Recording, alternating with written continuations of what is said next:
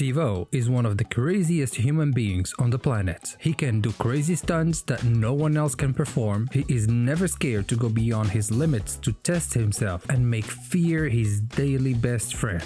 He also used to say that making people happy is one of his goals, and I think he did it. Steve-O is a true artist in his craft. He is an American entertainer, actor, stunt performer, podcaster, and even more that I can describe in a few words. Oh, and he also broke every bone in his body, and he tried every substance known to human beings.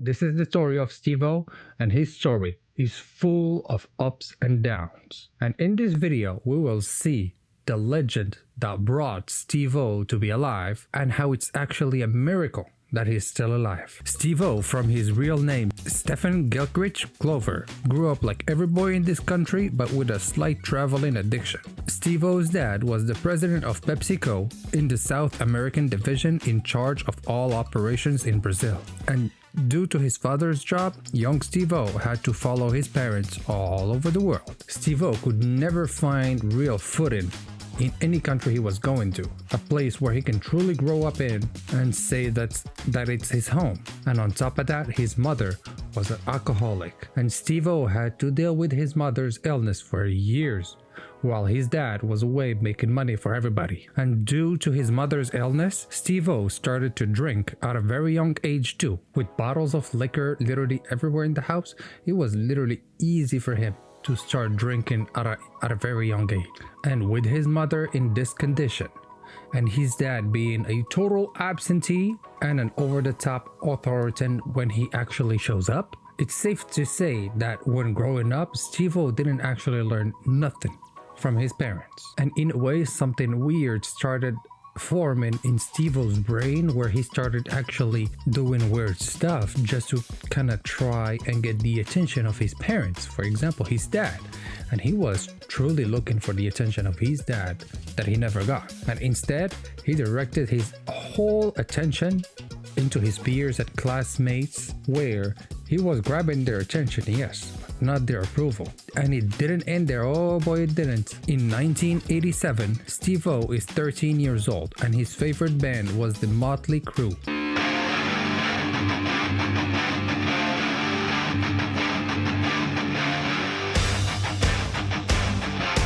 His favorite band was performing in his city, and he wanted to meet them at all cost. So he gets to the Yellow Pages, searches for the manager's name, contacts him, and he figured in which room they were actually staying. And as soon as Steve-O found out the information, he was gone. He was gone to meet his favorite performers, and one of them is Tommy Lee. And from that single encounter with his favorite band, he came back a changed man, and he decided right there and then that lifestyle is what he truly wanted. And he actually started to act out a little bit. He would start to actually get in trouble a lot, start to miss school, and stay outside all the time. I remember meeting him for sure. Really? Oh, for sure, yeah. Because it was just like, oh, cool. No, because our tour manager, well, not our tour manager, our manager's brother, he hit us up beforehand. He's like, hey man, this fucking crazy kid called me in my room and told me that he's fucking literally called every single hotel in Toronto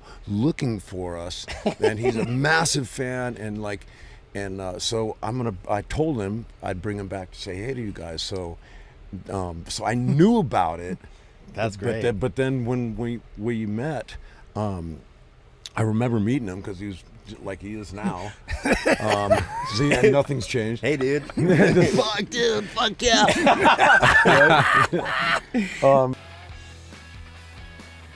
He discovers his love for skateboarding, and as soon as he found his dad's new camera, Steve-O started to document his adventures in skating, which totally served as a way to calm Steve-O down a little bit and get him out of trouble. But not for long, because at the same time he started hanging out with the stoners of his school, smoking and drinking heavily, which led to an addiction by the time he was graduating high school. After high school, Steve-O is looking to join a university to kind of do like everybody, and he decides to put all of his efforts on the University of Miami in Florida. He looks at college as an opportunity for redemption, but instead, Steve-O goes rogue and discovers the true meaning of partying.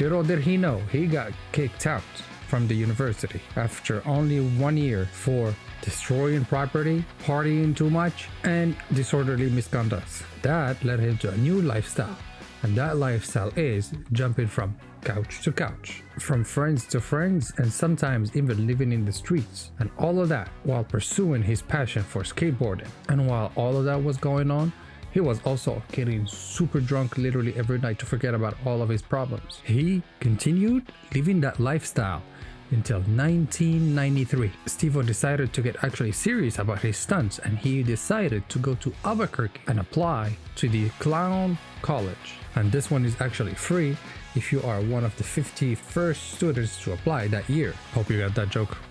And that decision was life-changing for Steve-O, and he didn't know himself how much that talent will take him in his life. The clown school taught him multiple stunts, multiple ways to be funny and provoke laughter in his audience. And you're gonna ask me, well, Uncle Guccino, how are you supposed to graduate from the clown school? Well, I'll let you know. You just gotta make your audience laugh. Like what would make me laugh if you click on that like button and subscribe for future videos. Thank you. And don't forget to comment down below. Finally graduated in 1997, he finally earned the famous name Steve-O. He decided right then and there to mix two of his biggest assets, clowning and skateboarding, and he wanted to make his mark his way. And how? Well, by being a clown while doing some skateboarding. Duh.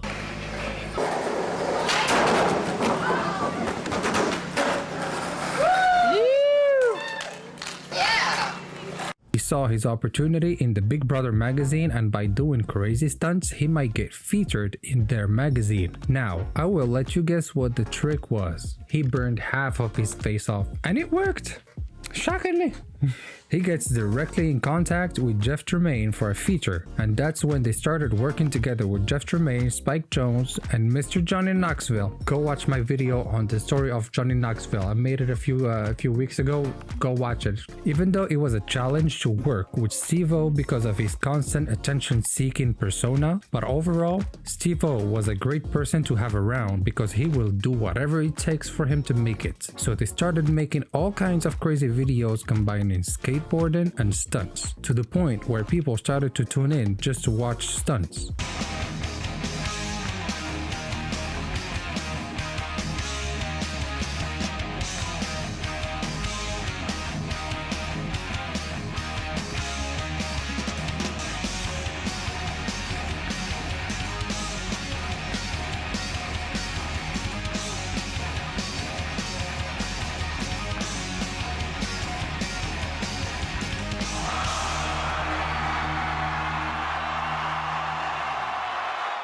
And up until 2000, this group of people aired their first episode of Jackass the series to MTV, which was not an instant hit in the beginning, but their audience absolutely loved the show. And for Steve-O, all that counted was his father's approval. His mother gets sick with a bad aneurysm and gets permanently hospitalized at the same time. And Steve-O at the same time met with his dad, and his dad let him know that he was truly proud of the dedication that his son has for his craft. And even though they didn't have the greatest of relationship, they still had that moment, and it was super important to Steve-O. So emotional. As Jackass aired for a total of 3 seasons, with each episode being crazier and crazier, the only problem is that the crew was not getting paid enough. For example, Steve-O was getting paid from $200 to $500 per stunt, which is not even enough to cover the medical expenses. Damn, that's harsh. The ripoff doesn't end there though.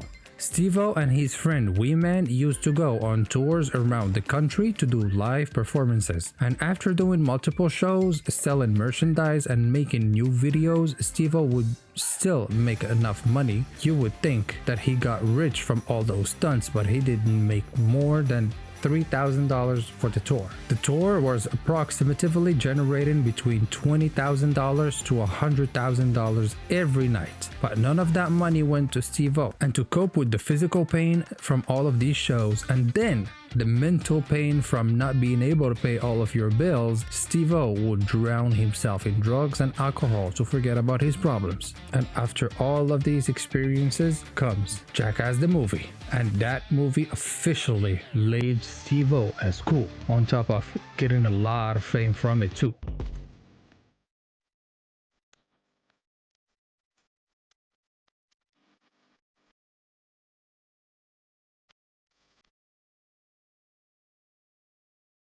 And after accomplishing such a big goal, the most normal feeling is to share this success with your people. And for Steve-O, he actually wanted to share the news with his mom, but at the same time, his mom just died. His mother couldn't see how far he gotten in life and how much her encouragements led him through life too. In November 2003, Donna Glover passes away due to her illness. R.I.P. Donna. Luckily, Steve-O didn't take it as hard because he was in a very safe place, in a good place in his mind too. And even with the terrible news that he just got, he at the same time landed a new deal for a new TV show called Wild Boys with Chris Pontius. They basically traveled around the world learning about different people, different cultures, food, and environment. And personally, that is the best spin-off to Jackass too, because it regroups the same crazy attitude we get from the Jackass movie. All of that leads to 2005, the year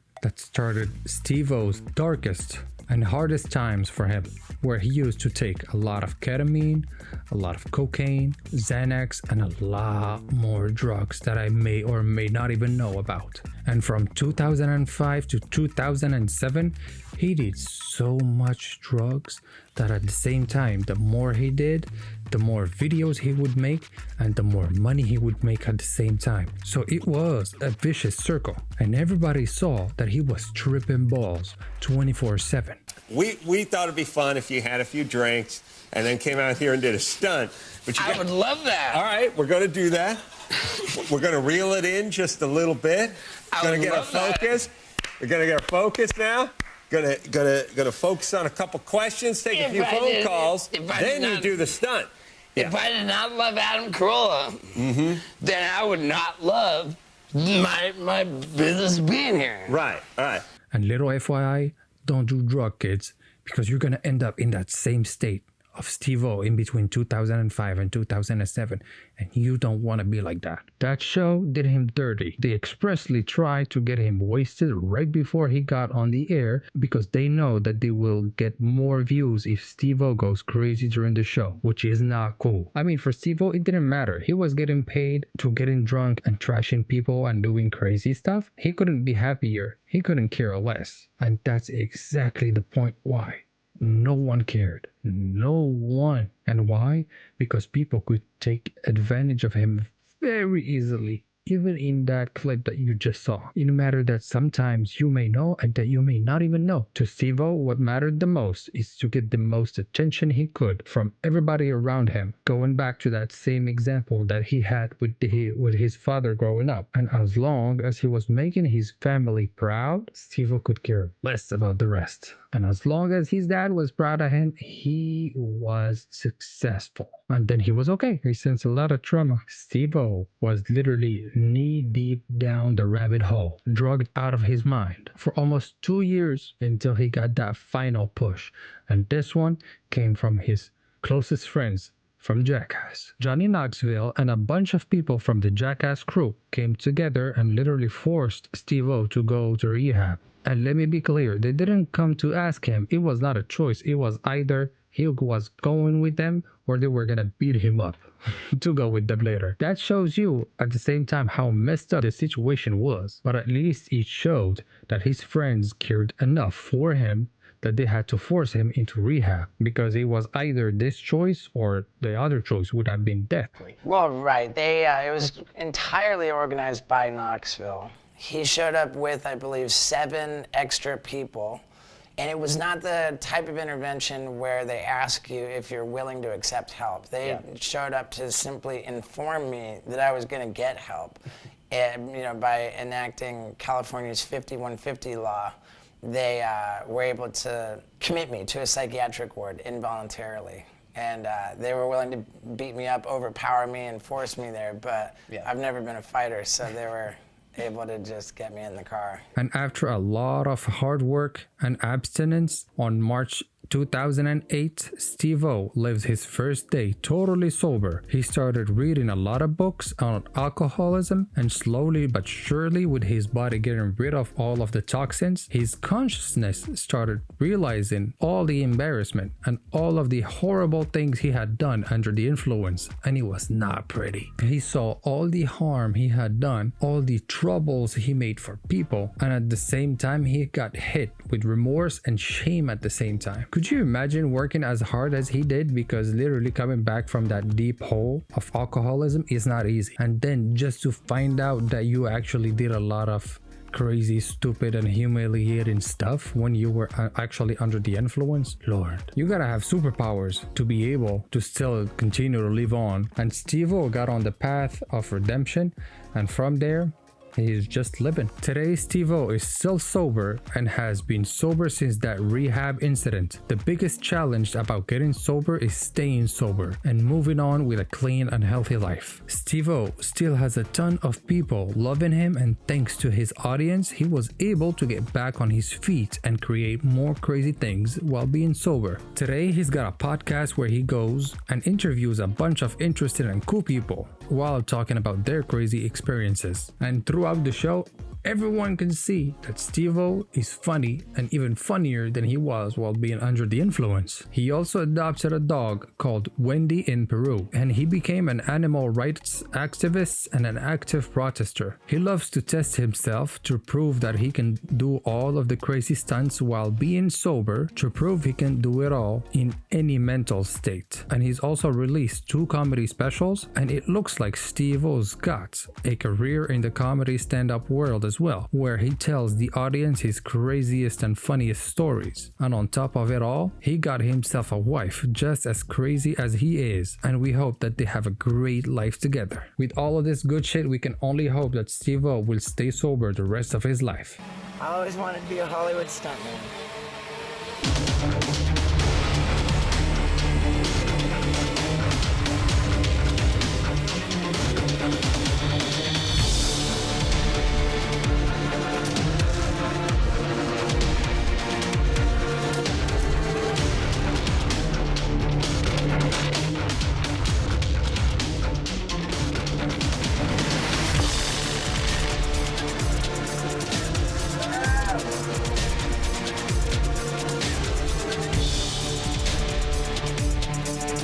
Make sure to like, comment down below, and subscribe to the channel for more videos in the future. And until then, peace.